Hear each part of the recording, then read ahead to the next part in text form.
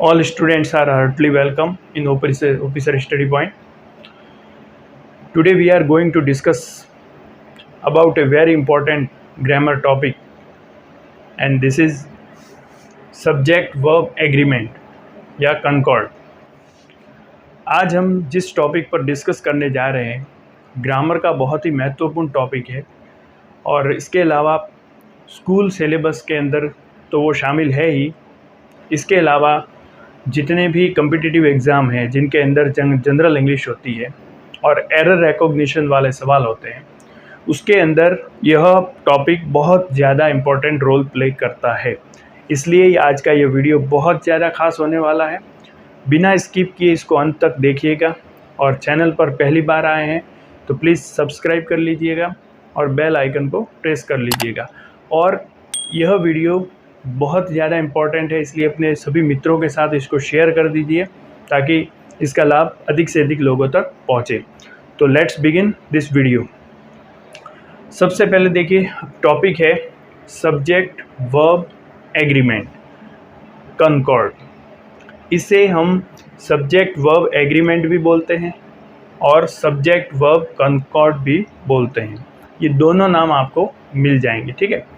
अब इसका क्या मतलब है, देखिए सब्जेक्ट का मतलब कर्ता होता है, कर्ता। सब्जेक्ट का मतलब कर्ता, वर्ब का मतलब क्रिया और एग्रीमेंट का मतलब होता है समझौता, ठीक है।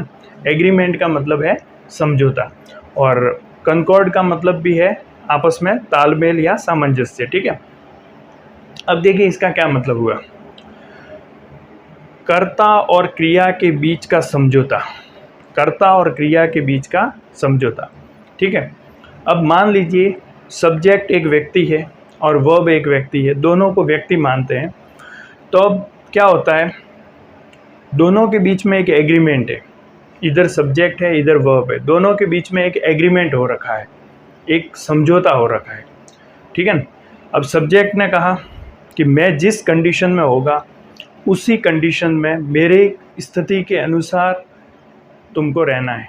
सब्जेक्ट ने वर्ब को कहा कि मैं जिस नंबर में होऊंगा, मैं जिस पर्सन में होऊंगा उसी नंबर और पर्सन में तुमको रहना है, ठीक है। तो ये इनके बीच का एक समझौता है। अब देखिए इंग्लिश ग्रामर का यह मूलभूत सिद्धांत है। सबसे पहले इस टॉपिक को शुरू करने से पहले मैं आपको वो मूलभूत सिद्धांत बता देना चाहूँगा। इंग्लिश का ये मूलभूत सिद्धांत है, इसको आपको सदैव दिमाग में रखना है, याद रखना है, ठीक है। अब वो क्या है, देखिए सब्जेक्ट के नंबर और पर्सन के अनुसार वर्ब का प्रयोग होना चाहिए। This rule is very very important and is a fundamental rule of English grammar. क्या है, सब्जेक्ट के नंबर और पर्सन के अनुसार वर्ब का प्रयोग होना चाहिए। कहने का मतलब ये है कि सब्जेक्ट का जो नंबर होगा, नंबर का मतलब होता है वचन, ठीक है। अगर सब्जेक्ट सिंगुलर नंबर में है यानी एक वचन में है तो वर्ब भी एक वचन में होना चाहिए। यदि सब्जेक्ट प्लूरल नंबर में यानी कि बहुवचन के अंदर है तो वर्ब भी बहुवचन में होना चाहिए, ठीक है। इसके अलावा सब्जेक्ट किस पर्सन में है उस पर्सन के हिसाब से वर्ब का प्रयोग होना चाहिए। ये इसका फंडामेंटल रूल है, बेसिक रूल है। इसी को हम डिस्क्राइब करेंगे इस वीडियो के अंदर। इस वीडियो के अंदर हम इस फंडामेंटल रूल को समझेंगे और उससे आगे जो सब्जेक्ट वर्ब एग्रीमेंट के जो रूल्स है उनको हम नेक्स्ट वीडियो में डिस्कस करेंगे। फिलहाल इसके बारे में जानते हैं। देखिए पहली बात हुई सब्जेक्ट के नंबर के अनुसार यानी कि सब्जेक्ट के वचन के अनुसार वर्ब का प्रयोग होना चाहिए, ठीक है। यदि सब्जेक्ट एक वचन है तो वर्ब भी एक वचन, यदि सब्जेक्ट बहुवचन है तो वर्ब भी बहुवचन। अब तो सबसे पहले हमें जानना होगा कि कौन कौन से सब्जेक्ट हैं जिन्हें हम एक वचन मानते हैं और वो कौन कौन से सब्जेक्ट हैं जिन्हें हम बहुवचन मानते हैं, ठीक है। तो देखिए सब्जेक्ट हमेशा ध्यान दीजिएगा, जैसा कि पहले एक सब्जेक्ट वर्ब और ऑब्जेक्ट के बारे में डिटेल्ड वीडियो हम डाल चुके हैं, ठीक है, जिसका लिंक भी आपको डिस्क्रिप्शन और आई बटन पे मिल जाएगा। क्या होता है सब्जेक्ट, उसके बारे में अच्छे से उसमें समझाया हुआ है। सब्जेक्ट नाउन या प्रोनाउन हो सकता है, नाउन हो सकता है या प्रोनाउन हो सकता है। तो देखिए, जानते हैं सिंगुलर सब्जेक्ट, एक वचन सब्जेक्ट कौन से होते हैं और प्लूरल सब्जेक्ट कौन से होते हैं। देखिए, नाउन के रूप में जब भी सब्जेक्ट आएगा तो या तो किसी का नाम होगा। अब नाम व्यक्ति का हो सकता है, किसी भी वस्तु का हो सकता है, स्थान का नाम हो सकता है, बहुत को कुछ भी हो सकता है। जैसे यहाँ पर देखिए, किसी का नाम है, व्यक्ति का नाम है राजू, तो ये है सिंगुलर, ठीक है। अब इसका कोई बहुवचन बनेगा नहीं क्योंकि ये प्रॉपर नाउन है, ठीक है। इसी प्रकार देखिए, जैसे बॉय है, अब बॉय एक वचन है, परंतु इसके पीछे जब एस लग गया, क्या लग गया, एस, तो ये बन गया प्लूरल। क्या बन गया, प्लूरल, ठीक है। इसी प्रकार ये एप्पल सिंगुलर सब्जेक्ट है, एक वचन वाला है, परंतु इसके पीछे जब एस लग गया तो बन गया एप्पल्स, बहुवचन हो गया, ठीक है। इसी प्रकार ये तो बात हुई नाउन की। अब बात करते हैं प्रोनाउन की। प्रोनाउन में किन सब्जेक्ट्स को हम एक वचन मानेंगे और किन्हें हम बहुवचन मानेंगे। तो देखिए, प्रोनाउन के अंदर ही, शी और इट, इनको हम क्या मानते हैं, सिंगुलर सब्जेक्ट मानते हैं, ही, शी और इट, ठीक है।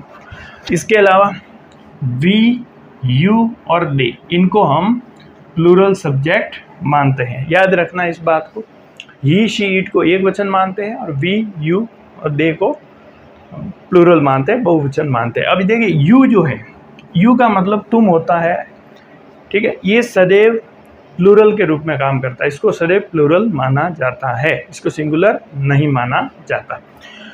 अब देखिए, बचता है आई। ये जो आई है, आई जो प्रोनाउन है, आई को जनरली ज़्यादातर केसेस में बहुवचन के रूप में लिया जाता है। लगभग हर जगह आई को प्लूरल सब्जेक्ट के अंतर्गत शामिल किया जाता है, परंतु कुछ एक केस, केवल जैसे प्रेजेंट कंटिन्यूस टेंस है, जिसके अंदर आई के साथ एम का प्रयोग होता है, ठीक है। प्रेजेंट कंटिन्यूस में आई को एक वचन में शामिल किया जाता है, ठीक है। इसके अलावा पास्ट कंटिन्यूस जो है, पास्ट कंटिन्यूस है जिसमें वाज और वर्ब, हेल्पिंग वर्ब होती है, वहाँ आई के साथ वॉज का प्रयोग होता है। इनके अलावा, इन दो के अलावा आई प्लूरल सब्जेक्ट माना जाता है। इस बात को अच्छे से याद रखिएगा, ठीक है। तो अब आप जान चुके हैं कि सिंगुलर सब्जेक्ट कौन से होते हैं और प्लूरल सब्जेक्ट कौन से होते हैं। अब जैसा कि हमारा जो बेसिक रूल है वो हमको कहता है कि सब्जेक्ट का जो नंबर होगा, सब्जेक्ट जिस वचन में होगा उसी वचन में क्रिया आएगी, ठीक है। तो अब हमें पता चल जाएगा कि सब्जेक्ट का कौन सा नंबर है, कौन सा वचन है। तो फिर बात करते हैं, अब सिंगुलर वर्ब कौन सी होती है, सिंगुलर वर्ब कौन सी होती है और प्लूरल वर्ब कौन सी होती है, ठीक है। अब देखिए, वर्ब दो तरह की होती है, एक मेन वर्ब होती है और एक ऑक्सिलरी होती है, ठीक है, सहायक क्रिया, हेल्पिंग वर्ब जिसे बोलते हैं। अब इसमें एक बेसिक रूल आपको मैं बताता हूँ, अच्छे से इसको याद रखिएगा। जिस भी वर्ब के लास्ट में, अंत में, किसी भी वर्ब के अंत में एस नज़र आए, क्या नज़र आए, एस, वो सिंगुलर वर्ब होती है, याद रखना। देखिए, S for singular and S, देखिए एस फॉर सिंगुलर, सिंगुलर जो वर्ब होगी उसके अंत में आपको एस नज़र आएगा। अब देखिए, सबसे पहले हेल्पिंग वर्ब की बात करते हैं। तो प्रेजेंट सिंपल की बात करें तो प्रेजेंट सिंपल के अंदर डू और डज होती है। अब आप बताएंगे कि कौन सी वर्ब के पीछे एस लगता है, तो सिंपल सी बात है, डज के पीछे एस लगता है। तो एस जिसके पीछे लगा वो सिंगुलर वर्ब होगी, यानी डज, ठीक है। तो डज, और डू है वो प्लूरल वर्ब मानी जाएगी, बराबर। इसके बाद प्रेजेंट कंटिन्यूस पे आते हैं, तो वहाँ पर इज, एस किसके पीछे है, इज के पीछे, ठीक है, और बाकी आर है वो प्लूरल है।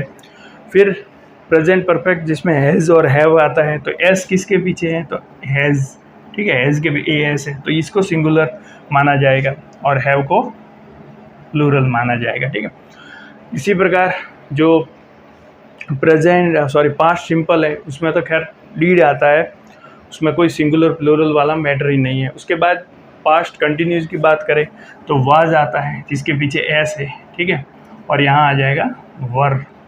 इसी प्रकार हैड है वो कॉमन होता है। तो ठीक है ना, तो ये हो गई हेल्पिंग वर्ब की बात, जिसमें डज, इज, हैज़ और वॉज, जिसके सब के पीछे एस आ रहा है, इसके भी, ठीक है। तो ये सिंगुलर वर्ब माने जाते हैं और बाकी के ये प्लूरल वर्ब माने जाते हैं। तो ये हुई हेल्पिंग वर्ब की बात। अब मेन वर्ब की बात करें तो एक बात सदैव याद रखिएगा कि नाउन में जब किसी नाउन के लास्ट में हम एस या ई एस का प्रयोग करते हैं तो वो नाउन प्लूरल बनती है, परंतु वर्ब में उल्टा होता है। वर्ब में जब किसी वर्ब के अंत में हम एस या ई एस लगाते हैं तो वो वर्ब सिंगुलर बन जाती है। यहाँ पर थोड़ा उल्टा होता है, इस बात को याद रखिएगा। तो जैसे कोई भी वर्ब है, जैसे गो की बात करूँ, गो, जी ओ, गो यानी जाना होता है, ठीक है। अब इसके पीछे हमने कुछ नहीं लगाया है तो ये प्लूरल वर्ब है, परंतु जैसे ही हम इसके पीछे ई एस लगाएंगे तो ये बन जाएगी सिंगुलर वर्ब बन जाएगी। क्या बन जाएगी? सिंगुलर वर्ब, ठीक है। इसी प्रकार कम की बात करें तो कम प्लूरल है, और जब इसको कम्स करेंगे हम तो ये बन जाएगी सिंगुलर वर्ब। तो आई थिंक समझ में आ गया होगा कि किसी भी मेन वर्ब के पीछे जब एस ई एस का प्रयोग होता है तो वो सिंगुलर वर्ब गिनी जाती है। तो अब समझ में आ गया होगा कौन सा सब्जेक्ट सिंगुलर है और कौन सा प्लूरल है, कौन सी वर्ब सिंगुलर है, कौन सी प्लूरल है, ठीक है। तो हमें ध्यान रखना है कि जिसमें सब्जेक्ट होगा उसी में वर्ब होगी, ठीक है। इस बात को हमें सदैव याद रखना है, ओके। इसके साथ देखिए ये तो बात हुई नंबर की। अब बात करते हैं पर्सन की। जो पर्सन के अनुसार, सब्जेक्ट के पर्सन के अनुसार वर्ब का प्रयोग होगा, तो ये बात लागू होती है फ्यूचर टेंस में। तो ध्यान दीजिए, जो फर्स्ट पर्सन प्रोनाउन है, फर्स्ट पर्सन प्रोनाउन होते हैं आई और वी, ठीक है। आई और वी, ठीक है। अब फ्यूचर टेंस में देखिए जो हेल्पिंग वर्ब लगती है उसमें एक वचन और बहुवचन के अनुसार नहीं लगती है, नंबर के अनुसार नहीं लगती, वहाँ पर्सन के अनुसार लगती है, ठीक है। तो वहाँ क्या होता है, आई और वी जो कि फर्स्ट पर्सन प्रोनाउन है उसके साथ शैल होता है। किसका प्रयोग होता है? शैल का प्रयोग होता है। और बाकी सेकंड पर्सन प्रोनाउन जैसे यू है, third person pronoun he, she, it और दे, इनके साथ में विल का प्रयोग होता है। यानी कि इनको छोड़कर, आई और वी को छोड़कर बाकी सब के साथ, बाकी जितने भी बच गए ना, बाकी सब के साथ किसका प्रयोग होता है? विल का प्रयोग होता है। तो इस प्रकार से ये ध्यान देंगे, पर्सन की बात हुई तो हमने इस रूल को समझा कि सब्जेक्ट के नंबर और पर्सन के अनुसार वर्ब का प्रयोग होना चाहिए, ठीक है। तो नंबर का पहले कंसेप्ट आपको क्लियर किया, उसके बाद पर्सन की बात आपको बताई। अब एक्सरसाइज के माध्यम से हम थोड़ा अभ्यास कर लेते हैं ताकि ये कंसेप्ट बिल्कुल ही क्लियर हो जाए। देखिए ये आपके 6 एक एक्सरसाइज के लिए क्वेश्चन आपके डाले हैं। यहाँ पर मैंने सब्जेक्ट लिखा है और कोष्टक में वर्ब लिखे हैं। आपको इन दोनों में से एक वर्ब को सेलेक्ट करना है। अब क्या करना है आपको, मैं पुनः रिपीट करता हूँ इस चीज़ को। सब्जेक्ट यदि एक वचन होगा तो वर्ब भी एक वचन लगानी है, ठीक है। अब वर्ब एक वचन कैसे होगी? जिस वर्ब के पीछे एस का प्रयोग होगा, जिस वर्ब के पीछे एस आपको नजर आए वो सिंगुलर वर्ब होगी, याद रखना। और जिसके पीछे एस ना हो वो प्लूरल वर्ब होगी। तो let's begin the exercise. She, अब बताइए शी क्या है?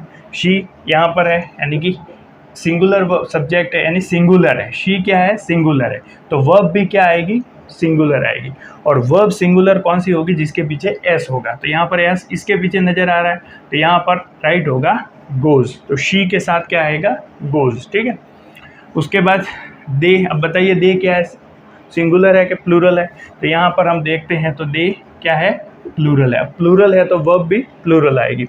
तो प्लूरल आएगी मतलब उसके पीछे एस नहीं होगा। तो यहाँ पर प्ले के पीछे एस नहीं है तो प्ले इसका राइट आंसर होगा।